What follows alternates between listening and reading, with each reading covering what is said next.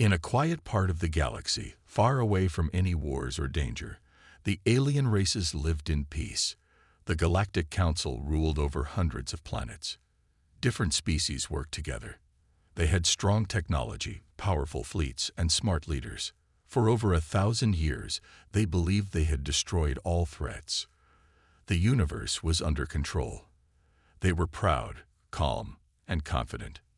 Then, one day, a signal came. It was weak and full of static, sent from a system called Sol. Many council members didn't even know where that was. It was an old system, dead, empty, forgotten. But the signal kept repeating one strange message. They are coming. Let them sleep. At first, the council thought it was just noise from a broken probe. But then, one of the older races, the Cartheri, spoke up. Their leader looked nervous, even afraid. Sol is where the humans slept, he said in a low voice. The room went silent. Many in the council laughed. Humans were just a myth, an old story. Some said they were too violent to survive. Others believed they destroyed themselves. No one had seen a human in thousands of years, but the Cartheri were serious. We buried the truth, their leader said, not to forget, but to protect ourselves. Now the council wanted answers. They sent a small scout ship toward the Sol system. It had no weapons, only scientists and observers. They thought there was nothing dangerous there, just a dead planet with some ruins. A quiet mission. The scout ship reached Earth after a week of travel. It looked like a blue and green planet, quiet and peaceful. From space, it was beautiful. No cities, no lights, just oceans, forests, mountains, and clouds. The surface was full of nature, but no signs of life. The team landed near an old human structure half buried in the ground. The building was made of dark metal, still strong after thousands of years. No power, no signal, but something about it felt wrong. Inside the building, they found rows of chambers. Each one had a glass window. Behind each window was a human, sleeping, not dead, alive. The team was shocked. The humans were in cryo-sleep, frozen in time. Their bodies looked perfect. Not a scratch, not a mark, just silence and cold. A recording started playing as they entered deeper into the chamber. It was an old voice, calm but serious. If you are hearing this, it means peace has lasted longer than we hoped. Please, let us sleep. Do not wake us. Do not fear us. Do not test us. If we wake, the nightmares return. One of the younger alien scientists laughed. What is this? A warning? They're sleeping. What can they do? But the Cartheri crew member did not laugh. His face turned pale. We should leave now, he whispered. Seal this place. Block the signal. Forget this system again. Before they could decide, the ship's pilot sent an urgent message. Strange readings were coming from the planet's surface. There were energy pulses, but they weren't mechanical or natural. Something was changing, slowly, like the planet was waking up too. The lead scientist walked closer to one of the cryopods. He looked at the human inside. The man looked peaceful, eyes closed, muscles strong, skin clean, like he could open his eyes any second. Then he did. The alien screamed and stepped back. The human's eyes opened slowly. He didn't move, just stared through the glass with cold, clear eyes. He wasn't surprised.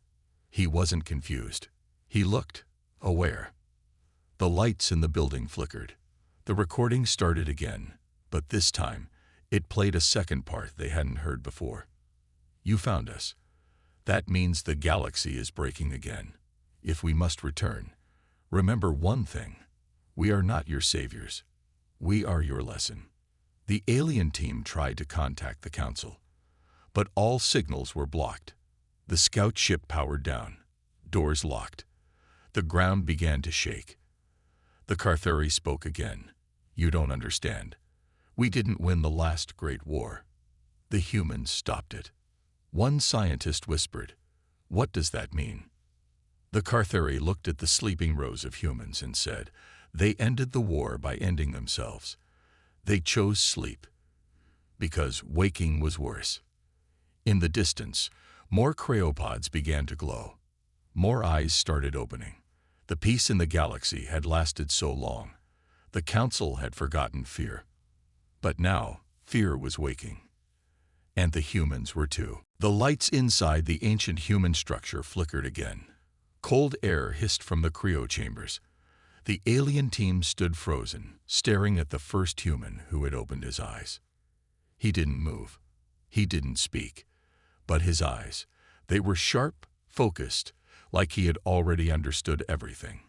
His face showed no fear, only calm. Too calm.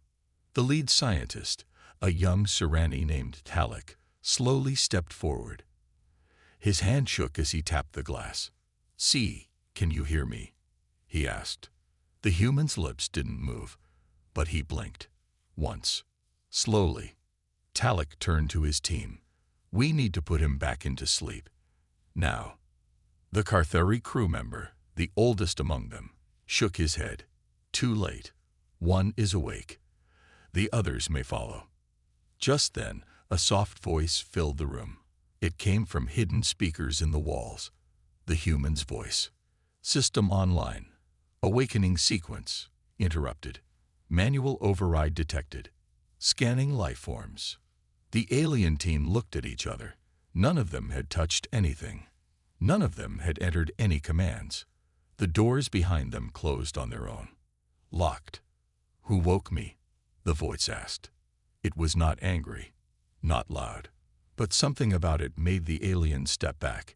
It felt like the voice already knew the answer. Talik swallowed hard. "We didn't mean to. It was a mistake." "Mistake," the voice repeated. Then silence. The human inside the pod finally moved. He lifted one hand, slowly pressing it against the glass. Then his mouth moved. He spoke, but no one could hear him. What did he say? Someone whispered. The Cartheri stepped forward. He said, "How long did I sleep?"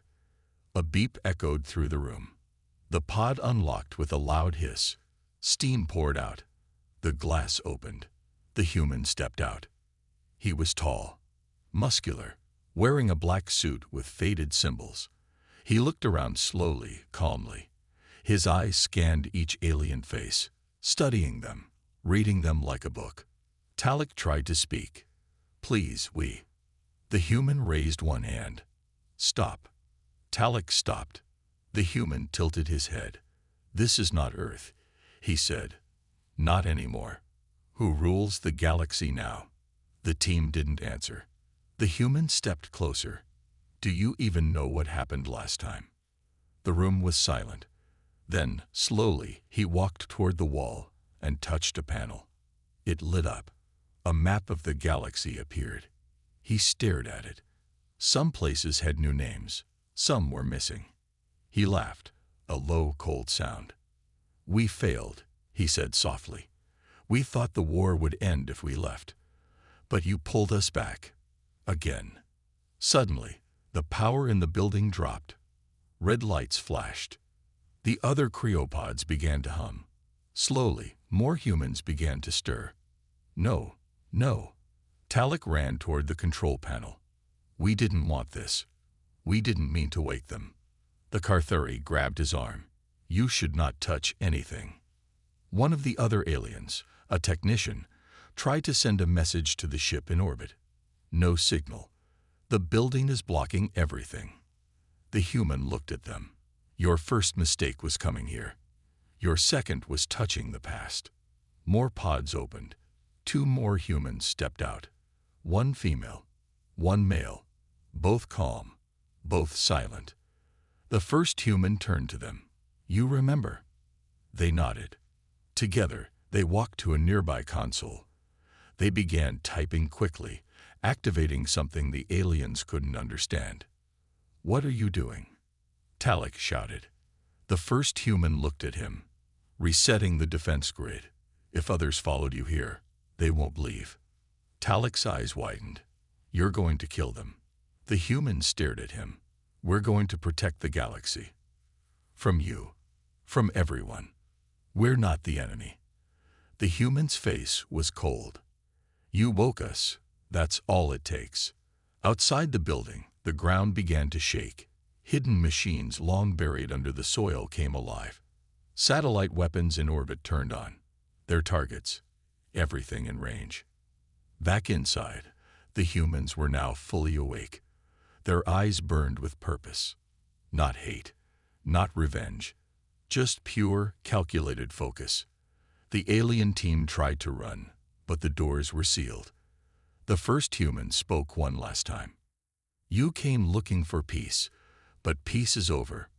Now, you see what you buried." A deep rumble echoed beneath their feet. In orbit, the scout ship exploded. And on the edge of the galaxy, the Council finally received a message. Only 5 words. "They are waking. Run now." The human stood outside the ancient building, staring at the sky. His name was Captain Elias Kane. Once a soldier, now something more. The wind touched his face.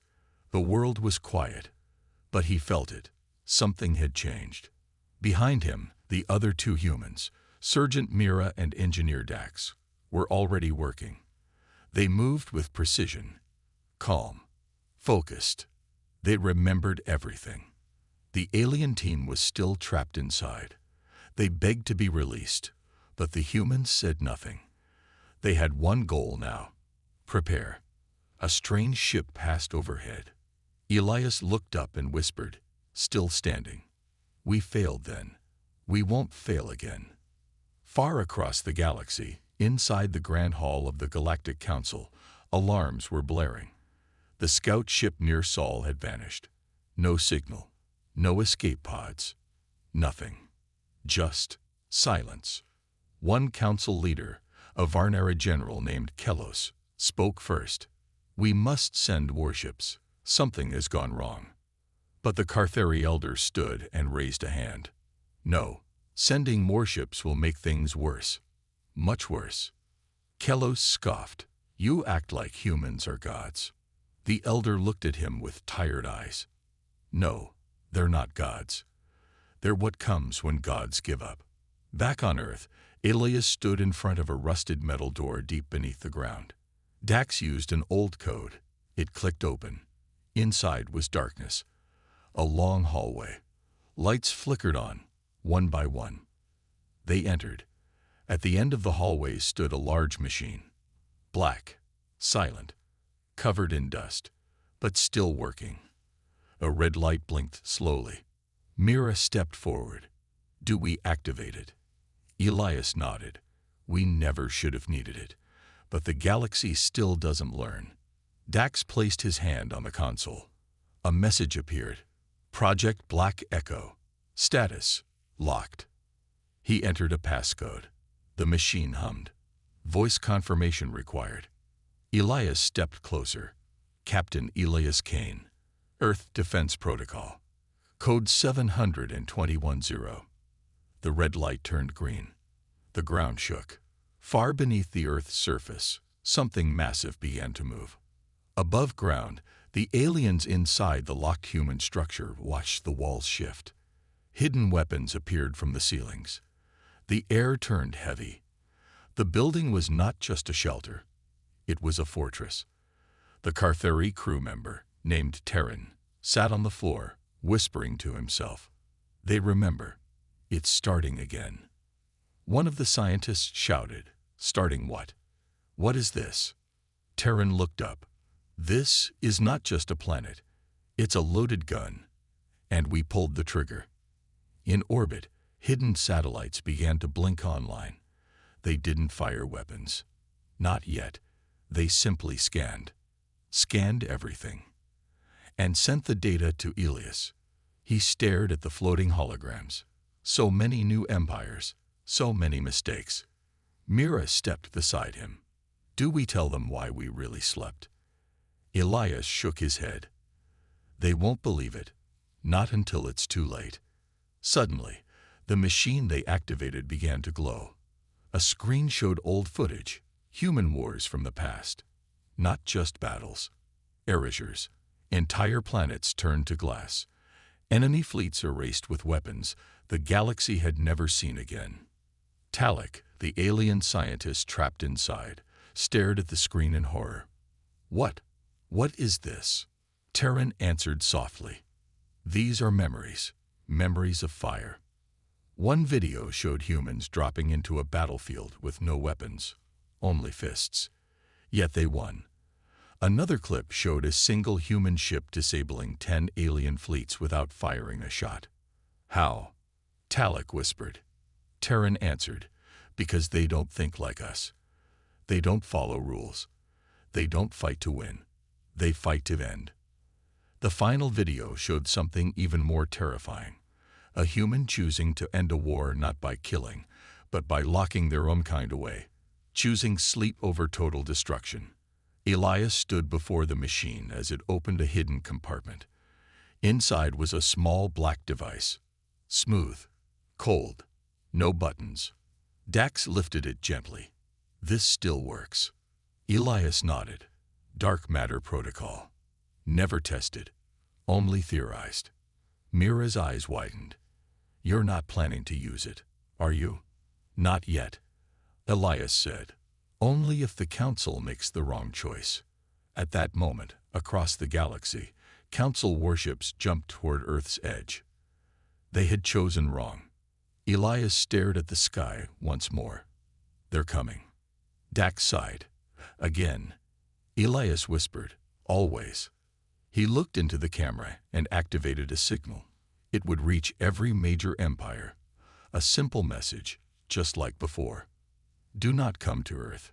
Do not approach. Let us sleep. You woke the first of us. If more rise, the galaxy burns again.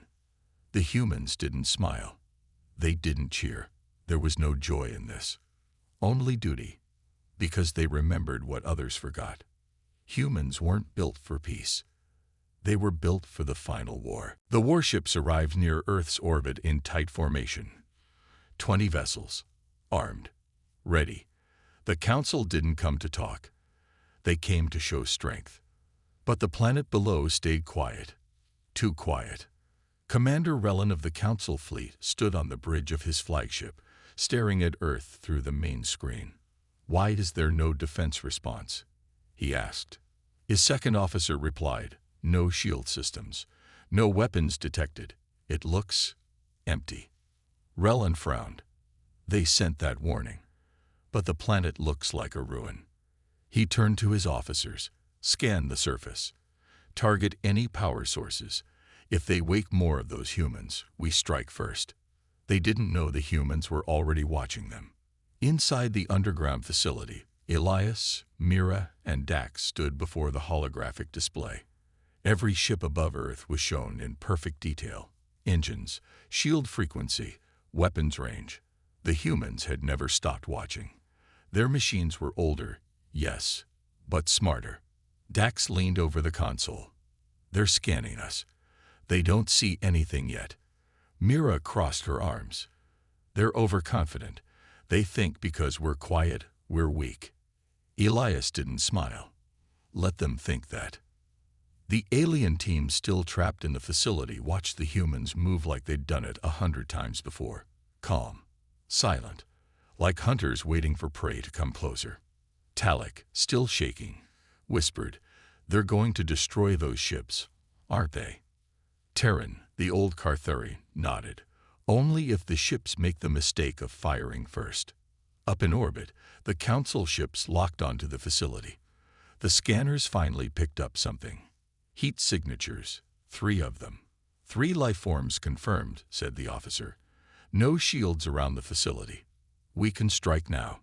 Commander Relin hesitated. 3? That's it? No armies? No fleets? He thought back to the message the Council had received. Let us sleep. You woke the first of us. He stared at the screen. Aim at the underground facility, but hold fire. On Earth, Elias noticed the targeting locks. He stepped forward and tapped a control. A message flashed across the Council fleet's communication system. This is Captain Elias Kane, Earth Defense. You are being watched. You are not welcome. Leave now. Relan narrowed his eyes. How are they talking to us? We blocked all known channels. Sir, the officer said, they're using a signal we've never seen before. We can't trace it. Another officer shouted, Sir, one of the ships, our engines are overheating. On the fourth ship, alarms blared. Their systems were being pushed to the limit. But nothing was attacking them. No missiles, no beams, just pressure. Commander Relan turned pale. What's happening? They're not jamming us, the technician said. They're reading us, like they're pulling our system files. Elias stood silently as the data scrolled on his screen. Old designs. Council tech still runs on layered logic. Same mistakes, same weaknesses. Mira stepped beside him. We could shut them down now. Elias nodded. Yes, but that's not the message we want. He tapped a button. Only one thing fired. A pulse. Invisible. Silent. One of the council ships went completely dark. No explosion. No damage. Just off. Inside the council command ship, panic broke out. We lost contact with the cruiser Rolthin. No signs of life. No power. Relan shouted, Retreat now. Move the fleet out of range. But the fleet didn't move. Their systems were still locked. No engines. No communications. No weapons. The humans hadn't attacked them. They had turned them off. Elias looked up. Let's send the second message. Mira typed it in. Short. Clear. This was your first and last warning. Next time, we won't power you down. We'll break you. The message reached not just the fleet, but every capital in the galaxy. On the council homeworld, silence fell across the hall as the warning was read out loud. The Varnari General Kellos stood slowly. We tried to show strength, and we were shown reality. The Carthari elder whispered, Now do you believe? Back on Earth, the humans stood in silence. They didn't celebrate. No cheers, no high fives, just focus. Elias turned to the others. That wasn't war. That was a lesson. Mira stared at the dark sky. What if they don't listen? Elias looked down the hall, where more cryopods waited. Rows and rows of sleeping humans. He said quietly, Then we wake the rest. Far away, in dark corners of space, other powers had seen the message too. Empires that remembered the old wars. Pirates. Black market kings. Warlords. And they all said the same thing. The humans are back. And they were afraid. The council fleet drifted in silence. Engines offline. Weapons frozen. Thousands of soldiers sat in fear, staring at blank screens. One by one, backup systems flickered on, but no one gave the order to attack again. They had learned. On Earth, Elias, Mira, and Dax watched the fleet slowly turn away. The ships didn't fire. They didn't speak. They simply retreated. Quiet. Humiliated. Mira crossed her arms. They'll come back. Elias nodded. Yes, but next time, they won't send warships. They'll send spies, lies, and fear. Inside the underground facility, Talek sat in a corner, his eyes wide and blank. His hands trembled. 3 humans, just 3, shut down an entire fleet. Terran, the Carthari elder, leaned on the wall, watching the humans above. That wasn't even their true strength. That was just a warning. Talek looked up. Then what is their true strength? Terran didn't answer. Because deep down, he already knew. Across the galaxy, panic spread. The Empire of Sayaris began emergency meetings. The Krell Syndicate closed their borders. The Trish Dominion recalled every spy from human space. Old recordings surfaced. Battles from long ago, when human fleets burned through stars and enemies alike. Most had thought the stories were myths, warnings to keep children in bed. Now they knew. They weren't myths. They were history. At the edge of the galaxy, in a hidden asteroid station, an old warlord named Rask watched the message again. "We shut you down. Next time, we break you." Rask's face twisted into a smile. "They're back, and I've waited a long time." He stood and barked orders to his crew. "Send word. The black market wants them, dead or captured. Alive if possible." A bounty went out. 1,000,000 credits per human. The hunt had begun. Back on Earth, Dax stared at the screen. "We just made ourselves the most wanted species in the galaxy." Elias nodded. "Let them come." But even he knew this was different. Not everyone feared them. Some wanted to test them. Some wanted revenge. Some wanted control. Mira looked at the cryopods. "How many more can we wake?" Dax checked the systems. Only 10% are functional. The rest need repairs. 10% is enough, Elias said. For now. The next day, strange ships began entering the solar system. Not warships, small ones. Fast, quiet. Hunters. The first one landed on Mars. They wore armor and moved without sound. They thought the humans would be easy to track, easy to capture. They were wrong. The hunters never even saw who killed them. One by one, more bounty hunters arrived. On moons, on stations, even underground. Some tried to sneak in. Some tried to blast their way in. None came back. And still, more arrived. Inside the Earth facility, the humans had set traps. Not physical ones, psychological ones. Dax had rewired the station to spread false signals, fake energy pulses, broken messages, ghost locations. Mira hunted them in silence. She didn't speak. She didn't threaten. She simply appeared, and they disappeared. Elias watched it all and waited. He knew this was only the beginning. Then, one night, they captured a bounty hunter alive. A young female from the Rim worlds, shaking, scared, bleeding. They didn't torture her. They didn't shout. Elias simply asked, "Why are you here?" She said, "They said humans were just stories, that you were ghosts." I wanted proof. Mira leaned forward. "Do you believe now?" The hunter nodded. "They'll keep coming. For the bounty. For your power. For revenge." Elias looked her in the eyes. "Then run. And tell them what you saw." The hunter asked, "What should I say?" Elias stood. "Tell them we were asleep. Tell them they woke us. Tell them we are still only 3. And then he let her go. The hunter escaped. She ran far and fast. She reached a space station 2 sectors away and told her story.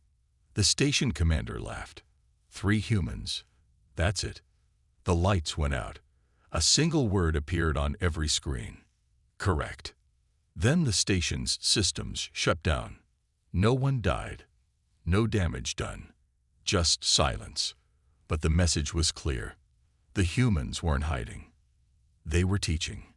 Every enemy who came left with fear in their hearts, if they left at all. And across the galaxy, the question grew louder. If 3 humans could do this, what happens when the rest wake up? The galaxy was changing. It started slowly. Small colonies near human space went quiet. Then trade routes closed. Patrol ships vanished. Smugglers refused to fly near Earth. And bounty hunters stopped returning. The message had spread. The humans are awake. But no one truly understood what that meant. Not yet. In the dark reaches of the Krell Syndicate, high leaders met in secret. They studied the warning messages, the sensor data, the recordings of entire fleets being shut down without a single shot. One of the Krell generals slammed his fist on the table. "They're just 3. Only 3 humans. How can they cause this much fear?" An old Krell scientist spoke softly. "Because they're not just soldiers. They're reminders of what humans were, what they still are." Across the table, another leader leaned in. "So what do we do?" The scientist looked up. We wait, and we pray they don't wake more. But it was already too late. On Earth, deep under the ground, new chambers had opened. Cryopods blinked to life. The facility, once sleeping, now hummed with energy. Machines old as time were turning on. Systems lost to the galaxy were online again. Elias walked past the new pods. Faces inside began to move. Old warriors, scientists, strategists, all waiting for one thing: the signal to rise. Mira stood near one pod, her hand resting on the glass. He's waking. Dax checked the readouts. Pod 14. Name: Colonel Ayan Ward. Last activated 311 years ago. The pod hissed open. The man inside took a breath and opened his eyes. He sat up slowly, looked around. Then he spoke in a deep, calm voice. "How bad is it?" Elias nodded. They forgot, and now they remember. Colonel Ward stood. His legs were strong, his eyes sharp. "How many of us are awake?" "Just 4, Mira said. He smirked. "That's enough." They brought him up to speed. Council fleets, bounty hunters, spies, old enemies rising. He listened quietly. No panic, no fear, just quiet thinking. Then he said something that made them all pause. "They're not scared enough." Elias raised an eyebrow. "What do you mean?" Colonel Ward looked toward the sky. "If they were truly scared, they'd be running. But they're not. They're still circling us, still sending small teams. That means they think they still have time."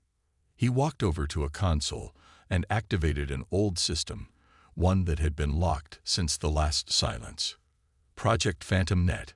Status: dormant." Ward smiled. "Let's remind the galaxy who built the black zones." Dax hesitated. "You want to activate the Phantom Net. It hasn't been used in centuries." Ward turned. "Exactly. No one will see it coming." They all nodded. It was time. Across 300 light-years of space, hidden satellites, dormant for ages, blinked to life. These were not weapons. Not exactly. They didn't fire. They didn't move. They didn't glow. They erased. Whole communication paths vanished. Trade signals cut. Navigation systems corrupted. Thousands of ships suddenly found themselves lost, alone, drifting in the dark. No warning, no cause, just gone. In the council hall, chaos erupted. "We're blind," shouted one officer. "Half our systems are offline. Ships missing. Planets out of contact." General Kellos stood slowly. It started. Back on Earth, the 4 humans stood together, watching the results. Ward crossed his arms. "Now they know we're serious." Elias nodded. "This is the calm before the fire." But not everyone was scared. Some wanted revenge. Far away, in the burning system of Ferrith, a powerful force gathered. The Scourge Fleet. They were ancient enemies of humanity. Long ago, they had fought the final war against Earth and lost everything. Now, they saw a chance. Their leader, a tall, scared being named Rask, stood before thousands of ships.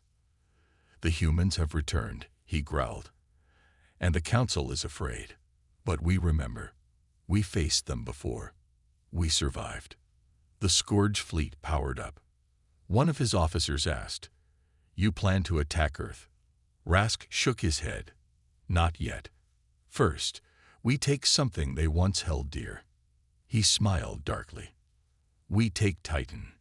On the moon of Saturn, long abandoned by humans, an old base still remained. Silent, cold, covered in dust. But inside, machines still worked. Because Earth never truly forgot anything. As the Scourge Fleet approached Titan, the lights in the base turned on, one by one. Defense systems activated, and deep beneath the ice, a beacon began to blink. Back on Earth, Mira's console lit up. She turned to Elias. Titans online. Someone's coming. Ward smiled. Good. Let's see if they remember what happens when humans defend something they love. Because this time, the galaxy wouldn't be watching from a distance. It would be standing in the fire. Titan shook. The first blast hit its icy surface like a meteor. Fire lit up the black sky as the Scourge fleet opened fire. Hundreds of ships, thousands of weapons. The old human base on Titan looked small, empty, weak. But it wasn't. As soon as the first missile struck, the ground cracked and metal rose. Old machines, long buried, human-made, not ships, not drones. Hunters, tall, fast, silent war machines crawled from under the ice. They moved like ghosts. No signals, no sound, only purpose. They charged into the Scourge landing parties like wolves in the dark. On board his flagship, Rask watched in disbelief. What are those things? His officer answered in fear. They're not alive. They're not AI. They're both. The hunters didn't shoot. They tore. Steel against steel, blade against bone. And above it all, the human beacon kept blinking. Titan active. Earth defends. On Earth, Elias watched the battle unfold. The screen showed it all. Ships burning, soldiers running, machines cutting through the enemy. They thought Titan was just a rock, Dax said. Colonel Ward leaned forward. Titan was never a rock. It was a message. Mira looked at Elias. We should end this. Now. Elias nodded.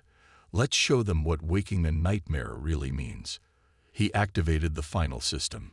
It was older than the base, older than the war, a last resort weapon. A signal that would touch every system humans once touched. Project Revenant. Confirm launch. Elias pressed yes. Across the galaxy, hidden storage vaults blinked to life.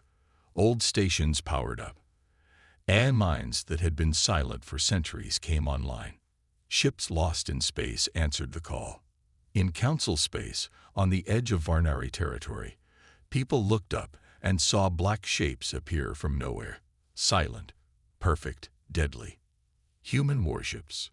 Ghost ships. Forgotten weapons that had never stopped waiting. The council screamed. Where did these ships come from? No one knew. Because humans didn't destroy old things. They buried them. And they remembered where. In minutes, dozens of worlds went dark. Not destroyed. Claimed. A message appeared on every screen, every satellite, every communicator in the galaxy. We are awake. We are few. But we are enough. Do not test us again. On Titan, Rask gave the order to retreat, but the hunters didn't let them go. One by one, the Scourge ships were taken out. Quietly, without mercy. Rask's flagship tried to jump to light speed, but it never moved. The last thing he saw was a human face on his screen. Elias. Calm. Cold. You wanted a war, Elias said. You got a warning. The ship exploded. Titan was silent again. Later in the Earth base, more cryopods began to open. More humans stepped out. Some were old commanders. Others were scientists. Some just survivors. But they were all the same. Calm. Focused. Ready. Colonel Ward watched them all. It's starting again. Mira turned to Elias. So what now? Elias looked up at the stars. They all thought we were monsters. Nightmares. Demons. He smiled. They were right. He walked to the control panel and sent the final message. Short. Clear. Let the galaxy remember. We did not start this, but we will end it. In council space, leaders resigned. Some ran. Others begged for peace. In Krell territory, their greatest hacker tried to break into a human system. His brain melted before he reached the firewall. In pirate sectors, smugglers erased every human bounty. No one would touch them now.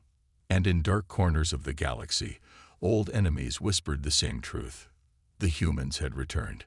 But they weren't just warriors. They were the storm that followed silence. They were the punishment after pride. They were the final rule of the universe. And that rule was simple.